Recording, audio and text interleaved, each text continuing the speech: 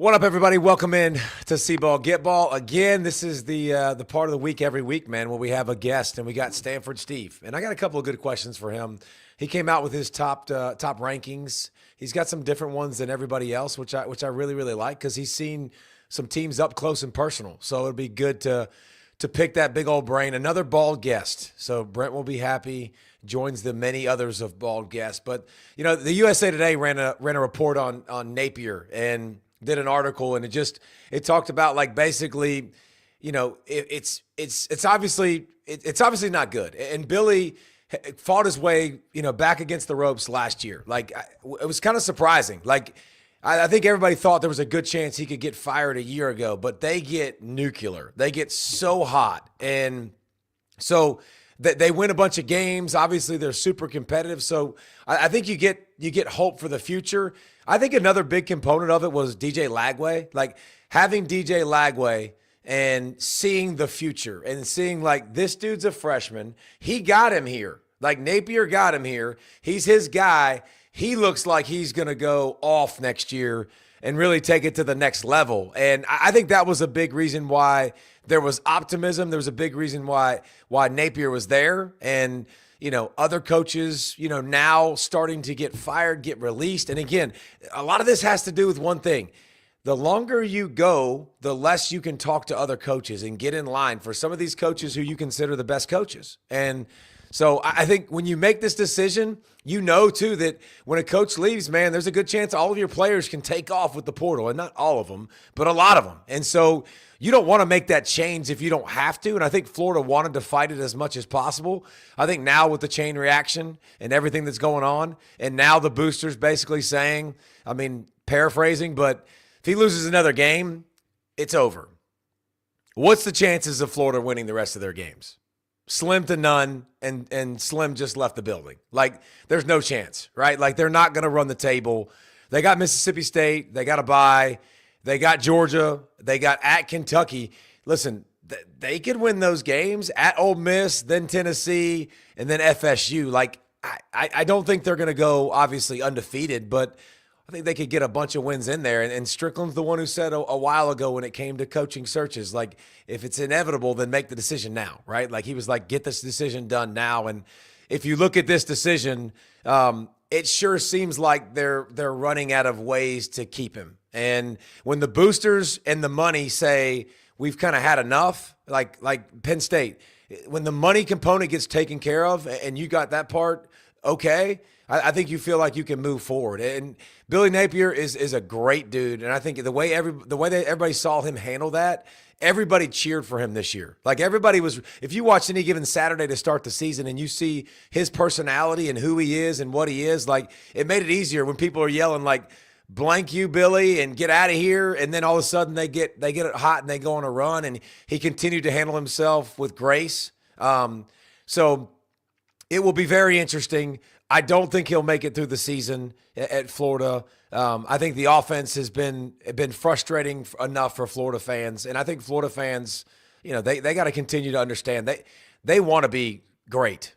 Like, and there's a difference between what Florida is and what Penn State is. Like, Penn State's consistently been winning, being close. Florida hadn't won and been close to anything, and I think Florida fans, like, they've seen glory days. They've seen great teams. They know what it takes. They've seen Urban Meyer. They've seen Steve Spurrier. They've seen great players, man. Like, that is stuff that you absolutely want to see again, right? Like, Florida fans are starving to have that opportunity to get back to the deep end of the pool, man. Like, to swim with the big boys, to win big games, to consistently be talked about as one of the better programs in the country. Remember, the state of Florida, man, there is so many great recruits, dude. There is so many great recruits. Like, you could throw a rock and hit a kid that runs 10-3, that runs 4-4. Like, great football, great speed, great athletic ability. So that program being where it's at, it's kind of hard to understand, right? So I can understand why Florida fans are upset, and that's why I think it's only a matter of time before Napier.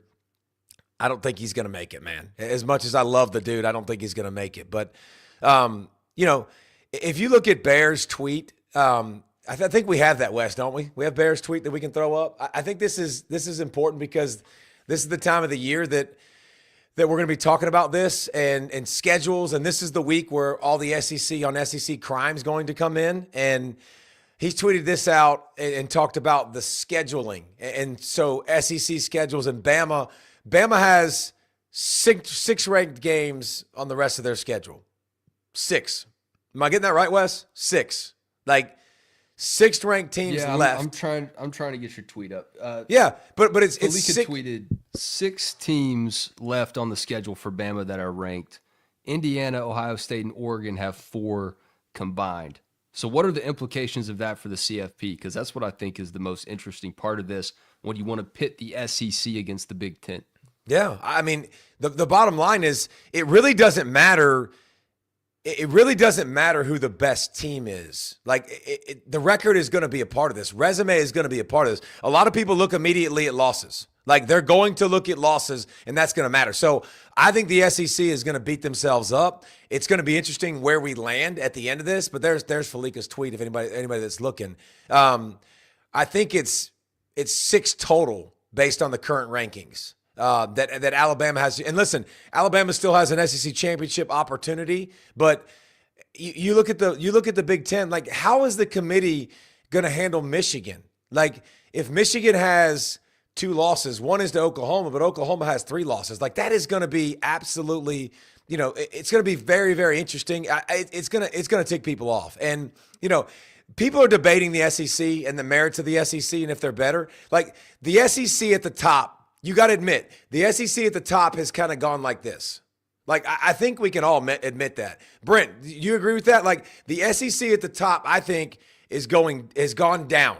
The SEC at the bottom has kind of come up a little bit, and I think the middle has really, really come up. So I think it's like, I don't think we have those. I mean, we had some dominant teams for a long time that, like, you could hang your hat on Georgia and Alabama, and we could go back to Florida. Like, back in the day when they were running the table, like, you had great teams. But now when we're debating the SEC versus the Big Ten, I think there's some validity when people talk about the SEC does get a little bit of the benefit of the doubt. Like, I think they do. For example, I think Washington should be in the top 25.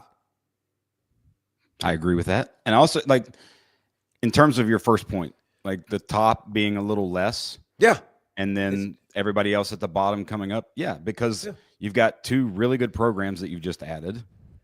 And the NIL and the transfer, and you look at, these rosters that Georgia and Alabama and the like traditionally had, those backups that are now starting at other places in the SEC and the Big Ten, not just the SEC, has brought everybody kind of up. But I do think that when you look at the Big Ten having the top and having the last 2 national champions, especially Ohio State right now, they have the 2 or 3 best players. Like, if you took one of them's from an SEC Jeremiah team, Smith, one of them's from an SEC team, right? Like, there you go. It's a perfect example. Like, if you take those guys out of there, like, everybody, I think you even it out a lot. But yeah, for me, the conference debate has always been kind of semi-dumb in a way. Like, okay, because here's what I'll say to that, though. I'll give reasoning in a second. No. But here's what I'll say to that, Brent. I agree in the past, but now you're talking about home playoff games that are at stake now. So this is now a different animal because this is going to matter for seeding, because a home game obviously is a huge advantage, a la a North team, a la a South team. Like, either way you want to go, it's going to be big time. So I think how they view the SEC and the Big Ten, to me, it's bigger than just like, oh, it's this conference. It doesn't really matter. No, it does matter, because when we get into seedings and you start seeding these teams and you got to go on the road in a hostile environment, in a weather you're not used to, man, it's a big time disadvantage.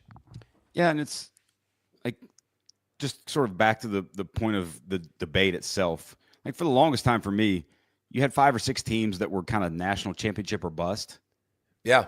And then everything else mattered after that. Home, away, do you emotional game versus, do you have injuries? All that sort of stuff mattered.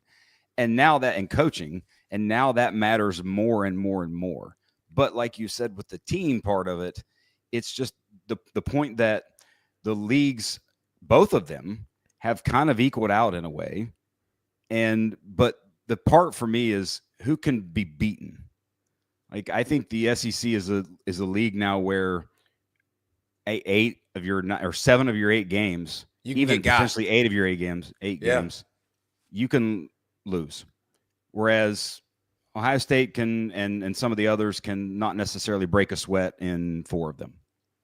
That's the difference. Yeah, I think it's definitely, there's no debating the deeper. It's really just a matter of where you want to put the conference, but it is going to matter down the stretch. Speaking of conferences, how about the Big 12? Wes, this is fantastic. Again, we're always here for the trolling. We are here for the comments. That's why we do Podium Kings coming up too. Like, we love this kind of stuff. And what does the Big 12 have to say about Brent Venables? All right, so the Big 12's had a wild week, and we spend all this time talking about the SEC, the Big 10, how, the Big 10 schedule sucks, SEC's the best. Well, the Big 12 is over here on the internet living big and having a great week. So Brent Venables had a comment early in the week about how playing in the SEC is a one-possession league. This isn't the old Big 12 days where Oklahoma destroys everybody every single week except one game of the year. Big 12 conference, the account, the main account, quote tweets it and says, Coach Venables lost 8 conference games in his 2 seasons in the Big 12. So that's where we started.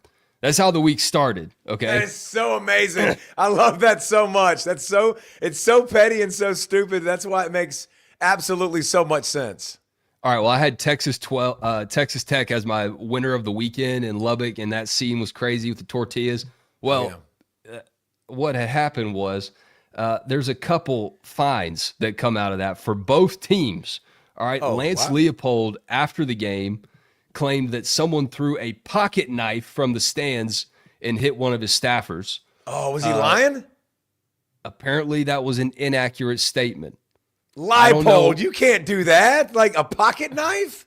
I don't know how you mix up a tortilla for a pocket knife. I mean, it's very similar, they're very, very, those tortilla slaps. Is anybody doing those slaps to start the game? That would be great if they just stared at each other, water in mouth, like, all right, kickoff's coming, wha-pop, wha-pop, and then throw it. That would be great. That's the new coin flip. All right, so not only was Kansas fined $25K for that inaccurate statement, which the Big 12 said disparaged a member institution and the conference. All right, that was so disrespectful. You got to pay up. Texas Tech was fined for throwing objects on the field, not pocket knives, but tortillas. And McGuire told him not to do it. I mean, he said, don't do it. But he said in the press.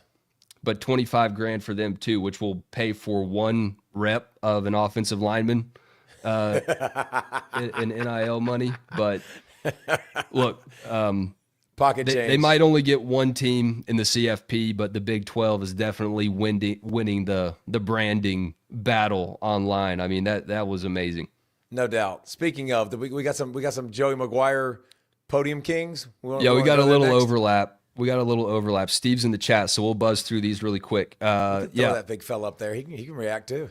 This is before McGuire knew he was getting hit with that fine. Hey, one more thing. Just in case you're wondering, if you're a big guy that wants to sit in first class and you play offense and defensive line, you should come to Texas Tech. Thank y'all. Welcome to college football in 2025.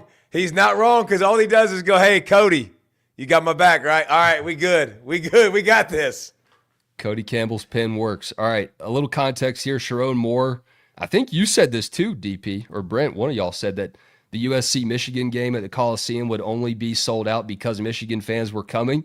Yes, I did. Lincoln Riley had a little bit of a clapback for that after the dub. I thought we controlled the line of scrimmage and got it done here in front of a great sold-out crowd at the Coliseum. Yep. I like USC fans sold it out. I love it. And by the way, you should mention that when you do sell out because it doesn't happen very often. So that's a good thing for Lane and company. Hey, Lincoln and company. Hey, Lincoln's got a lot of momentum going. So I'm excited to watch USC. If they can keep the momentum going, the recruiting class is through the roof. Like, this could be a big year for Lincoln in the future of USC. He's just been sitting in the background waiting for a year like this. And then last one, y'all know who the real Podium King is. You and Kirby, 2 most probably some of the more demonstrative coaches on the field. Who do you think burns more calories in a game, you or him? I don't know. That's a good question. I walked by the TV and saw his press conference today, so it doesn't look like he's burned too many calories. I don't know how many he's burning. He was burning a lot dancing on that trainer's table after the Auburn win. Oh, for sure. Yeah. So great. So Here's great. Stanford Lane, Steve, y'all. Stanford Steve, get in here, big fella. Like, is Lane not just a gift that keeps on giving? Don't you love having guys like that, man? I do. Lane picks his times, though. You know, like he can't do it as, you know, I don't put him in the upper tier of like soundbite Hall of Fame. Who's the upper tier? Who are we talking about upper tier then? Oh, man. Are you going like Mike Leach, who was fantastic? Oh, yeah. Yep. Gundy was fantastic for a while. Yep. Spurrier has to be in the conversation. Hall of Famer. I'm trying to think. Spurrier. I caught you off guard Leach. with that one. My fault, big fella. No, it's all good. Harbaugh. Harbaugh was good. Lou Holtz. You know. Lou Holtz was in the chat. We got Lou Holtz. Lou Holtz was a good one. I Very think his was more just the way he delivered it. It just had a little more pizzazz, you know? That was just a little bit different. All right, big fella. Stanford Steve coming to town, coming to our city right here in Athens. What's up with the bye week? Do we like this I know, bye man. Week? Come on. I want to see some ball on Friday night. The bye week stinks. Bad timing. I know you wanted to see some ball, and I know you, and I know you've been watching your iPad and been dialed in, but you were there last week, so congratulations to you, by the way. You get to go across the country to Oregon and then come all the way back to Athens. I don't know that it gets really that much worse. Maybe go to Miami. But what about watching Cignetti and Indiana, and how much were you just impressed with what you saw? You've been there a ton, David, and I've been there a ton. I played there back when it first started becoming a place, and I've been there twice when it's been completely silent. Zach Ertz made a catch, I believe that was 2012 against Mariota, and Stanford stunned him.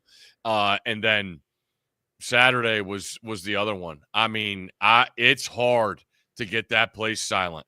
And Indiana set the tone early. I was blown away at how well they took away what Oregon likes to do, using your speed, your spacing. They just manned up, man. Played some bumper ball up front. I was really impressed with Fisher in person. I didn't think he could run like that, but they got pros at each level. Pons is a corner. I know his size isn't great, but the dude competes his ass off. Fisher is fantastic.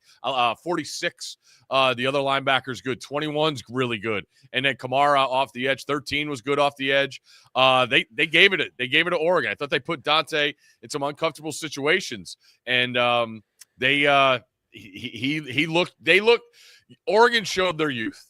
You know, and that's hard to do to them in their place. And I've ranked Indiana 1. I love the resume. I love what they bring to the table. Surratt on the edge. I mean, that the confidence and then the ability to execute those constant back shoulder fades in big time situations. Impossible to stop too. Exactly. And you compound that with what you have nightmares probably of, and that's the quarterback RPO when he keeps it, and no one in the stadium saw him keeping it.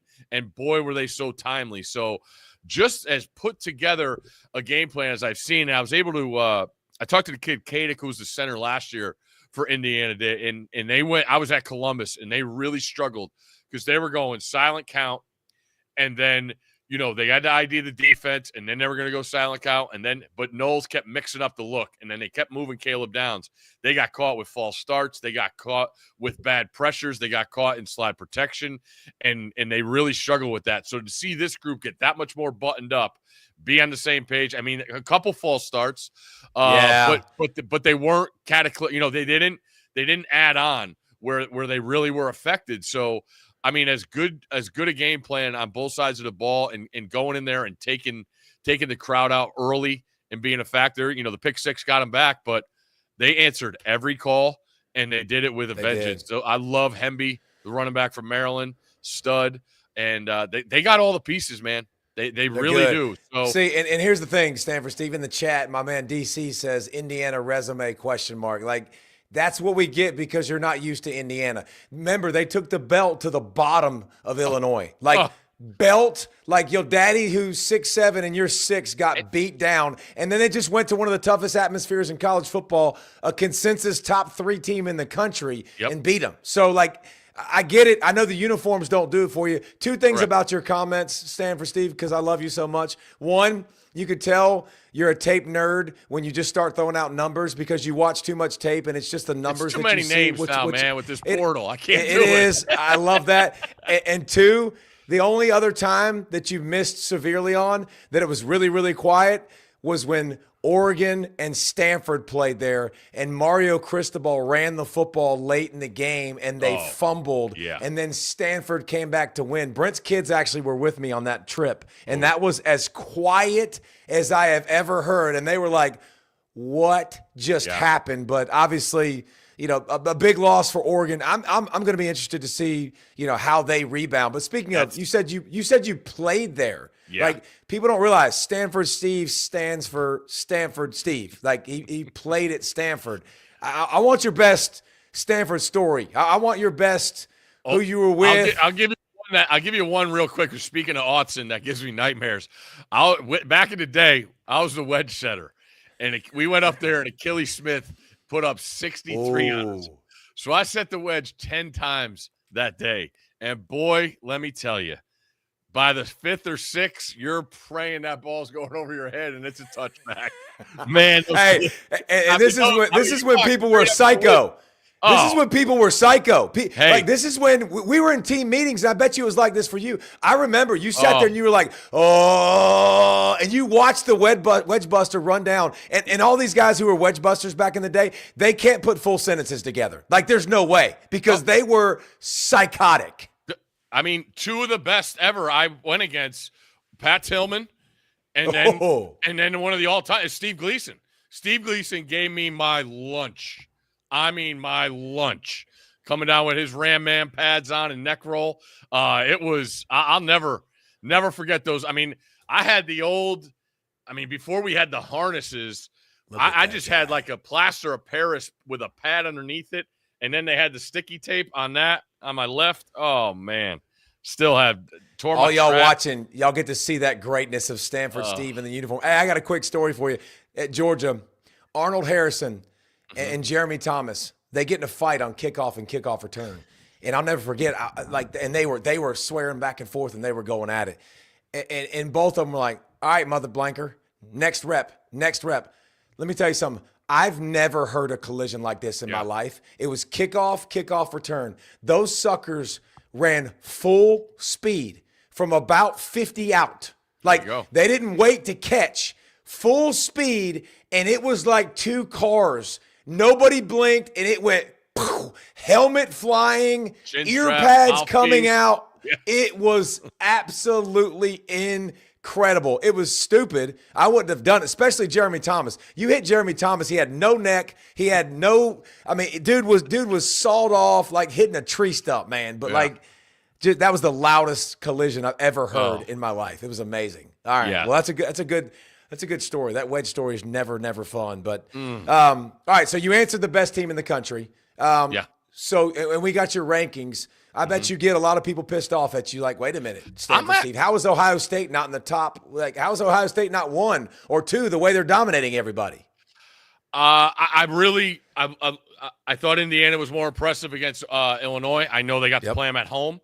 I still want to see Ohio State's offense unleash.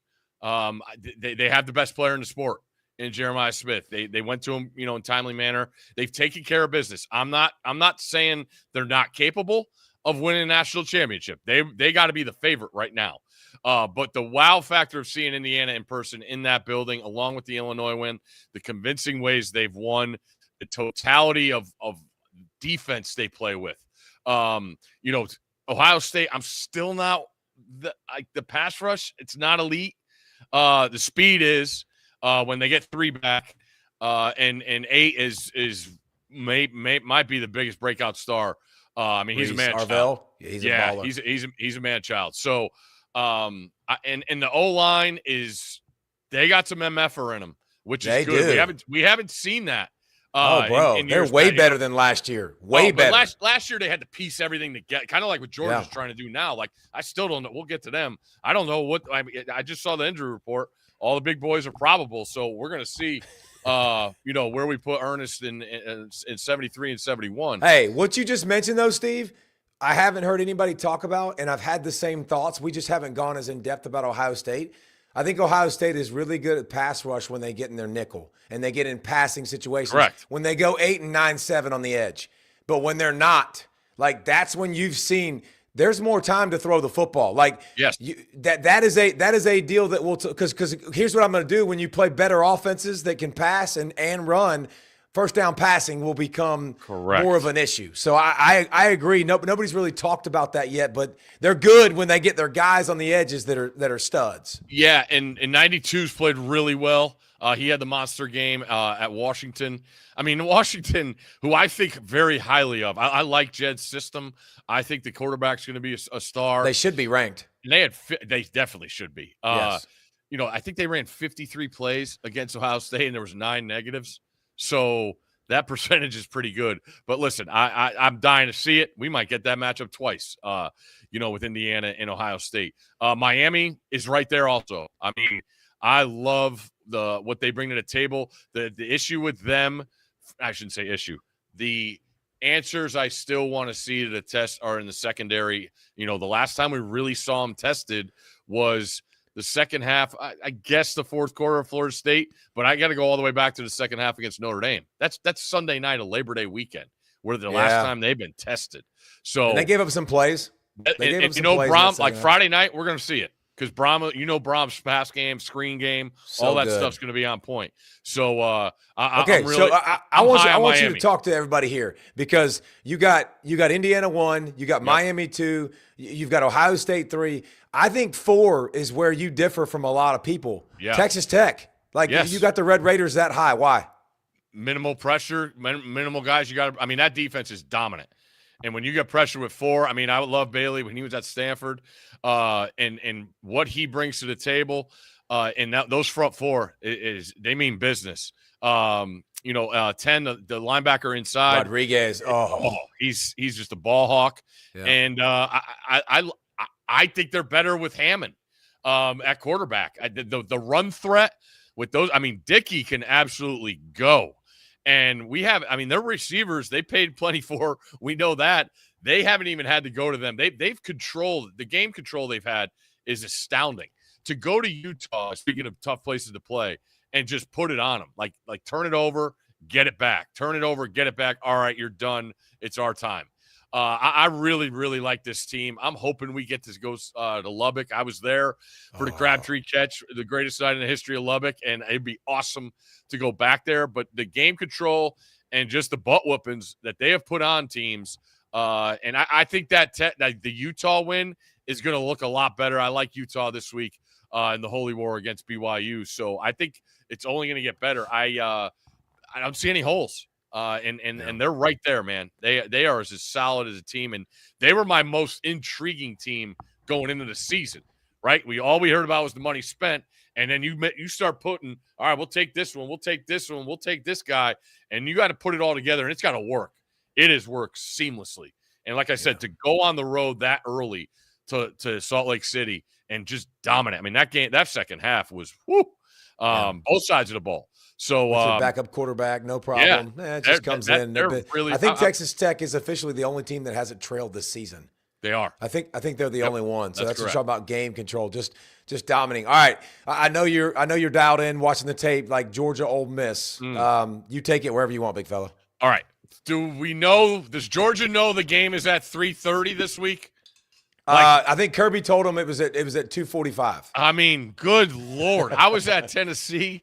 21-7, that's as loud a building I've been in years. It was rocking.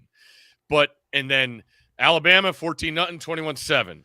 Last week, 10-0 on the verge of almost being 16-0. Had them right where they wanted it. Yeah, exactly. I'm like, this can't be fun, man. 20 yards of offense, about to go down 16-0. But I will say, and I've said it after going to Tennessee, I said it on Scott and I's pod that night, only a Kirby Smart coach team wins that game. Only a Kirby Smart coach team wins last week. And it's different though, Dave. Like being on the sidelines in Knoxville and him, I mean, he's as amped up as there gets, and that's why I absolutely love him. But he that wasn't him in Knoxville. He was going to the sideline and like super calm, grabbing the iPad, showing them like, hey, we're going to run those split zone crossers. This is what we got to do. And the spacing helped out. And slowly but surely, they stopped the run against Tennessee, and they made it their game, and it was their game in the second half. And then last week, you look at them change the front in the second half, where you're not crashing and replacing and all this stuff. We're gonna play football, and that slowed Jackson Arnold down. I thought it slowed Auburn down. And that they're not consistent in the pass game, so they played right in their keys. So I can't wait to see it's like I said, all guys are healthy on the offensive line. I would imagine 73 goes to right tackle. I mean, He played guard against Tennessee, and then he couldn't go anymore. That dude can be. He's going to be an absolute freak show because you don't even. You look up in the program and you go 6'7", 360. Yeah, like what? He's a freshman. Like Lord have mercy. That they don't make him like that. Yeah, okay, that's great. Like, and that's awesome. The offensive line, but what about the quarterback? Because we have differing opinions on that. You're watching him. What do you think about his game? Is he good enough to win big games for Georgia like the rest of the season? Absolutely. You love him. Heck then. Yeah. Okay. That drive to clinch the game last week was as textbook as it gets. It's kind of like what Alabama did to y'all in Athens that night, that Ty Simpson drive where they ran the offset and off the bunches going the other way to the running back. But that drive, Bobo, I thought was so good with how they mixed it up. No, you can't say that. You can't say Bobo was good. I'll say it. No. Bobo's terrible. No. Bobo's awful. Every Georgia fan, Bobo sucks. He does not know. You cannot get. How dare you give Bobo compliments? That you're horrible. You're terrible at your job. I love the approach. I really do. Now, everyone is going to pick apart things, but knowing what you have to do or the ability to not have to give them the ball back. And, I think Kirby said, Gunner shouldn't have scored on that run. But, I mean, the third down call where they use Branch as the decoy and they throw to 16, like that's some tough stuff to defend, man. I mean, you saw two guys run with Branch. The ability to run the football, that's what I think. I thought Frazier, you saw him going back to the old Tiki Barber with the arm up. I like seeing that. Tuck that puppy. Yeah, exactly, because he's so good and elusive and strong. So I really like what I've seen. Like I said, it's just the starts of these games. I mean, they come out, boom, throw the fade ball, first play to Colby at Tennessee. I'm like, oh, boy, this is going to be fun all day today. And, they come back and take haymaker after haymaker. The Alabama game, I get going for the fourth down call, but I kicked the field goal there to tie the game. Just because I don't know what's going to happen, and I've done my work, and I've dominated the second half. I thought we should have tied the game. With that being said, if 73 just leans on, was it 22?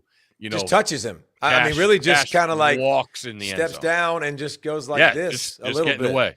You didn't even talk about Ole Miss. Is Ole Miss going to play in this game, or are they just going to get curb stomped over here? I'm getting there. Okay. I still wonder about them up front. Listen, they're not nearly as good as they were last year. They'll be the first person to tell you that. I mean, they had some dudes on that D-line, and they gave Georgia, a dose last year in Oxford. I watched the tape of that was on the same time as I was at Oregon, so I go back, watch the tape, and I'm watching Trinidad. And he's not the problem, but they can't score. They got stopped on downs. He missed a throw. They miss a field goal. They're going up and down the field on Wazoo, but they couldn't get the ball in the end zone. So then I went back and watched the live feed, and Stinch is on there. And Stinch and who's he do the games with? Zarzer. They're talking. They keep showing Simmons, and they're like, Are they going to go to him? Boom. Trinidad reels off 12 straight completions, gets the scramble in the third quarter, gets the big time throw to start, in the middle of the fourth quarter, and they get out of there alive. I wonder about the tackles against the versatility that Georgia could bring from the edge. You start mixing guys with 33. I thought Zero played his butt off in the second half against Auburn. I think Georgia could do some damage there. This is not an elite offensive line. And obviously Trinidad provides tougher problems because of his mobility as opposed to Simmons, who just is pinpoint passer. Their skill guys are good. The running back's very elusive, but it's not like Georgia hasn't seen a team like this. I love the idea. They saw that him Georgia, last week. Yeah, like Ole Miss is comparable to Georgia. Is comparable to Auburn. Like now they don't have the weapons, and I would say they have better quarterback play. But I'm interested to see Chambliss. Like I'm just telling you what I would do. Georgia doesn't rush the passer great. What I would do is make sure that I understand. Listen, if I'm not going to get a pass rush, I'm going to get my hands on guys, and I'm just going to get my hands up because I saw him a couple weeks. I saw him last week live. I was at Ole Miss. And he's 5'10" in heels. Yeah. I mean, he is not big. And he is skinny. Like, he is not a thick dude. So I'm trying to put bodies on him. And I know this is going to sound very weird or very, like, unsportsmanlike, but I got news for you guys. Like, I'm not trying to hurt the other team literally, but, like, I'm trying to land on them very hard. Like, every time Trinidad carries the football, I'm going to put my full body weight on him. Like, I want him to feel every single lick so it wears his hiney out. Like, so he is taxed and the body is hurting late in the game. But I think that's a big thing. I'll be curious to see how they can handle the running QB because obviously it's given Georgia fits in the past. And Trinidad it can do it, man. He is got that little wiggle. They designed that stuff for him. It's really good. But all right, let's get off Georgia Ole Miss because it's clear you have Georgia. All right, let's go to Notre Dame, USC. Those two teams. Yeah. Like this is a good one. This is a great uni game too, by the way. Yes, it is. And the issue is that Notre Dame plays on that fake grass now. I mean, just the idea of South Bend being on field turf. You don't like that? No, can't get with it. Terrible. All right. No, I mean we playing there and they had the grass, 2 feet high. That meant you knew you were in South Bend then. Yes, you did. This game, I believe, means the most on the slate this Saturday because this is Notre Dame's last chance. They could hope and pray that Pitt's going to have a number next to them when they go play there. But this is the game. You got I had it there here. SC is 2-10 on the road since 23. That's the worst in FBS. The struggles last year, 1-score games. Oof, that's very ungood. But that offense with Lincoln, I thought Ledge was great on the call last week, talking about how Lincoln, a lot of the work was done in Norman when he got the job, right? The foundation, the discipline was instilled there with Stoops. And when he got to SC, every door was open, and he had to close those and build the foundation from the start. And you see that. When you play Michigan, you got to deal with a lot of crap, man. You got to deal with guys jabbing at the ball at the end of plays, hits towards the out of bounds, constant, just messing around, just stuff they do to try and get in your head. And SC answered that and kept punching back. I mean, they were on the verge of going up 17-0 early in that game if the tight end doesn't fumble while he got blasted. He got drilled. Oh, God. And 85 is better than 87 for SC. I don't care what anyone says. That young dude could play. They use the seams with those tight ends really well, man. And I'll tell you what else is great. And when Lincoln's in his bag, when the inside screen game, the creativity he uses to get the ball to Lane and Lemon, who I would put up there. Georgia's up there. Their receivers I absolutely love. SC's up there with Lane and Lemon. Lemon is just tough to bring down. Just a lot of stuff in his game. Hard to get your hands on that sucker. He's so good, man. It's tough. And then they throw the inside screen. I'm bummed. Waymo got hurt, running back. He's been an awesome story. I just love an old school JUCO guy that takes that route. We don't get those guys anymore. And he got tightrope, so he's going to be out. But then they get a freshman walk-on come in, and I've been to a lot of places. I haven't seen a walk-on like that. So that tells me Lincoln's got it cooking. I can't wait for this matchup because of those receivers I just talked about against the Notre Dame secondary. Like Leonard Moore, 15 for Notre Dame, is one of my favorite players in the country. Good. He's so, true sophomore, and playing that high level of a ball. And you going to put him man to man on these guys and trust him, and you think he can win those battles? I think he could in times, and that's the thing I've been waiting for Notre Dame to go back to is, think about last year when they made this run, it was man up. We're taking our guys against your guys, and Ash has changed up that a lot, and it got him exposed against Miami and Texas A&M. So it's still in flux. I thought that the defense would be at a higher level. They haven't really played anybody. But this feels like a show out game for Notre Dame. They have to show out. That's probably the loudest fan base at me now because I don't have them in the top 15. I'm like, you got to beat somebody. I can't put you in because you close got losses don't do it for you by 4 points. I can't. You got to win it. You got to win some of these games. So when I look at Notre Dame, they got it all. Jeremiah Love is unbelievable. 24 is mean a runner, and CJ Carr. I mean, the last 4 games averaging over 300 yards. Dude could play. And I think it says a lot about, Coach Freeman, and like this is how you're going to do it. And he kept saying to the end of camp, like this was a battle with him and the Minchie kid. And I think that tells you, like, hey, you need to be at this level to be in order to succeed for me. And you know what I'm saying? Like, not holding them down, but like you're going to be accountable. And the transfers they've got in the receiver room, that's the best upgrade to a unit I've seen in the country. I mean, they were throwing to lacrosse players last year, and they went to the national championship. No offense. I love lacrosse. My nephews play it, but not at college football receivers. So I wonder what D'Anton Lynn could do against this offense. It's not a vintage Notre Dame offensive line. They're solid. And SC does a good job of wreaking havoc. Gentry's like 6'10", it feels like, with that arm span. He's been playing for 7 years. And then Ramsey on the back end. He's the quarterback. And when they went to Illinois, they didn't have him, and they didn't know they were going to have him because he supposedly got food poisoning the morning of the game.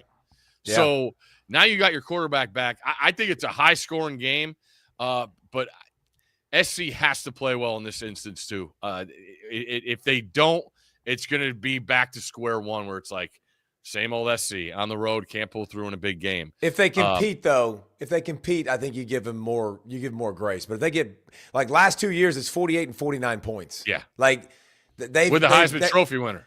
They've got to do better. Like they've got to be better defensively. And Marcus Freeman would tell you SAS. That's what he would tell you about his squad. We still ain't because that's what he says. That's what he had on their sleeves, which I think is absolutely great. And the way he talks to them is so cool and unique. All right, like you were at Stanford. Were you there with Eldrick, Tiger Woods? Were you there at the same time as him? So on my visit, we go to the Friday night dinner. I think it's Friday. Yeah, Friday night dinner, and you get your table assignments, right? So I'm at table 1. Like Coach Willingham, the head coach, is there. My brother came with me on my visit. You're kind of a big deal if you're at table 1, right? Like you're and I whatever, 17, 18 years old. I don't read into that anything. I thought it was alphabetical for what I knew. And so, you get your position coaches there, and Mose Risen, who recruited me, is at the table. So there's a seat open.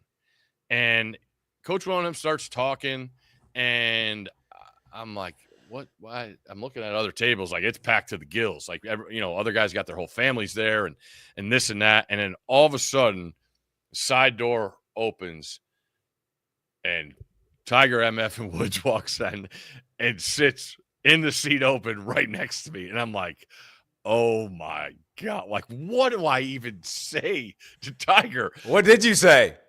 So here's what happened. He sits down, he like punches me on my knee, and he looks at me. He's like, "Hey man, sorry. My roommates were just building a computer. I had to see it." And I'm like, "Oh hell no, I'm not gonna make it here. If dudes are building computers, I got no chance. No chance." I'm a meathead, bro. So God. How great was he at this point? He had a couple masters. No. He's just about to announce he's going pro. Oh, okay. Yeah, so he wasn't even Tiger to the superstar level. So I got there. I'll never forget it. Before my first practice at Stanford, we were in the training room, and he announced he's going. But everybody knew because he was on campus the whole time. And, like, the way dudes talked, like football players talking about a golfer, I was like, this dude's going to be. And then that next April, he wins the Masters. So it was. I remember. And you're like, I let him sit at my table. Yeah, no. And so the next morning, I remember. You could go see the facility and go. And I remember saying, "Can I speak to the academic advisor?" Because I really didn't know if I could do it. I'm from a little town in Connecticut, David. Like our public school. I'm like, I honestly have to know if I could go to school here. And Verity Powell, she got me through, and I still thank her every time I see her, because it was the best decision I ever made. And it doesn't happen unless it's that weekend and all that. So Tiger before Thank God Tiger. for tutors. Thank tutors. God for tutors, baby. Last question, man, and I'll let you get out of here. What's the shirt of the week this week? What are we rocking this week? So we got a little surprise. So last week on my picks, Kent State was a favorite in an FBS game for the first time in like years. Bro, they whomped Ace too, didn't they? They whomped by like 40. Yeah. So they won. So they reached out, and obviously Coach Saban went there. Yeah. So their head coach reached out. I was like, hey, he's like, thanks for picking us. But not a lot of believers. I'm like, Coach, I've seen a little of UMass. You got to be better than them. And they whooped up on them. So we got some Kent State Golden Flashes gear on the set for Saturday in Athens. Did you share some with Coach Saban? They sent some. Oh yeah, I'll have some. Okay. We might. Don't tell Maybe. him. We might surprise him on the set. Okay. I would say, man, we're going to ruin it, but he's not going to look. He's not looking at podcast or social media. He doesn't know how to work that. No. All right, big fella, man. Best of luck coming to Athens, obviously, this week. And keep doing your thing, man. Always fun to watch you. What's the record this season, by the way? We're over 500 by 1 or 2 Again? games. Yeah. God, last year you were like 15 over 500? Yeah, we had 1 and 2 weeks back to back here. So we got to get back on track. We got to dial in. You know what I need? Need some Chuck's Fish in me Thursday night. That's what I need. Go get what it. I need. Go get it, brother. Yep, all right, well, best of luck, man. Thank you so much. We appreciate you, big homie. You the man. Tell the family I send my best. Will do, brother. Peace.